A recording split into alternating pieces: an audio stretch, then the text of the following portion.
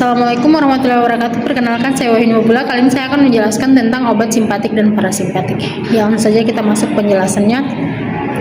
Jadi, obat simpatik dan parasimpatis adalah kelompok obat yang bekerja memengaruhi sistem saraf otonom yang mengatur fungsi-fungsi tubuh yang terjadi secara otomatis, seperti detak jantung, pencernaan, dan pernapasan. Jadi sistem saraf otonom ini sendiri terbagi menjadi dua cabang utama yang memiliki efek berlawanan, seperti sistem saraf simpatis dan sistem saraf parasimpatis.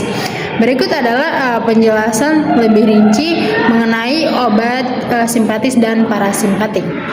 Yang pertama, obat simpatis adrenergik atau simpatomimetik atau penggolongan obat simpatik diklasifikasikan berdasarkan reseptor adrenergik yang diaktifkannya, yaitu agonis adrenergik merangsang reseptor A1 atau A2. Contoh oripineprin, phenylephrine, methoxamine A1, clonidine A2. Agonis B adrenergik merangsang reseptor B1, B2 dan atau B3. Contoh dobutamin B1, salbutamol, terbutaline B2, mirabegron B3. Agonis campuran A dan B merangsang reseptor A dan B. Contoh seperti epinefrin, obat pelepas katekolamin meningkatkan pelepasan neurotransmitter norepinefrin dan epinefrin dari ujung saraf. Contoh amfetamin atau afedrin. Mekanisme kerja. Obat simpatis bekerja dengan meniru atau meningkatkan efek neurotransmitter alami sistem saraf simpatis, yaitu norepinefrin dan epinefrin. Mereka berkait dengan respons adrenergik yang terletak di berbagai organ dan jaringan tubuh, menghasilkan efek yang umumnya dikenal sebagai respons lawan atau lari. Contoh zat obat dan penggunaan. Epinefrin atau adrenalin digunakan untuk mengatasi reaksi alergi parah atau anafilaksis, serangan asma akut, dan henti jantung. Salbutamol digunakan sebagai bronkodilator untuk mengatasi gejala asma dan penyakit paru obstruktif kronis atau PPOK. Phenylephrine digunakan sebagai dekongestan hidung dan untuk meningkatkan tekanan darah. Dobutamin digunakan sebagai inotropik positif untuk meningkatkan kontraktilitas jantung pada gagal jantung akut. Clonidine digunakan sebagai antihipertensi. Obat parasimpatis atau kolinergik atau parasimpatomimetik.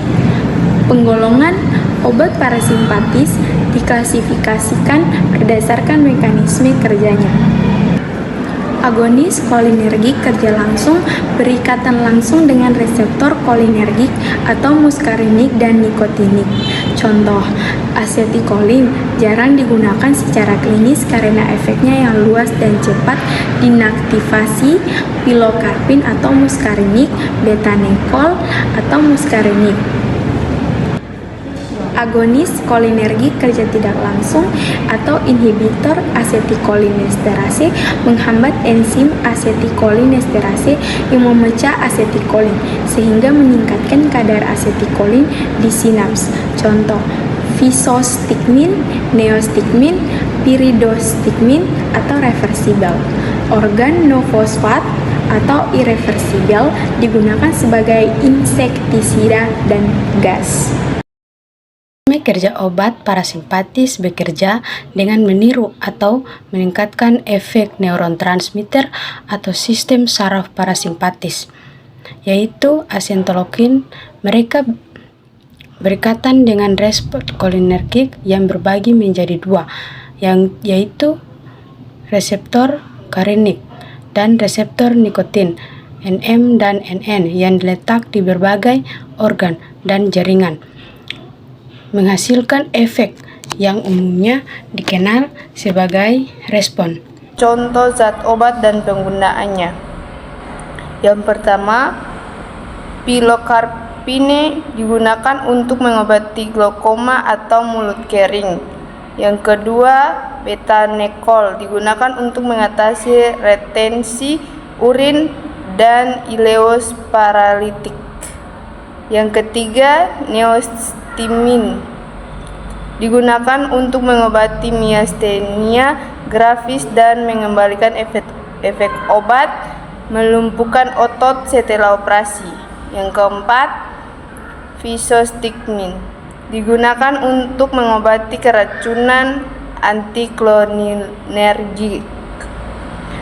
Penting untuk mencatat bahwa obat simpatis dan parasimpatis memiliki efek yang luas dan dapat berinteraksi dengan berbagai organ. Penggunaan obat-obatan ini harus selalu di bawah pengawasan dokter untuk menghindari efek samping yang tidak diinginkan dan memastikan efektivitas pengobatan. Terima kasih.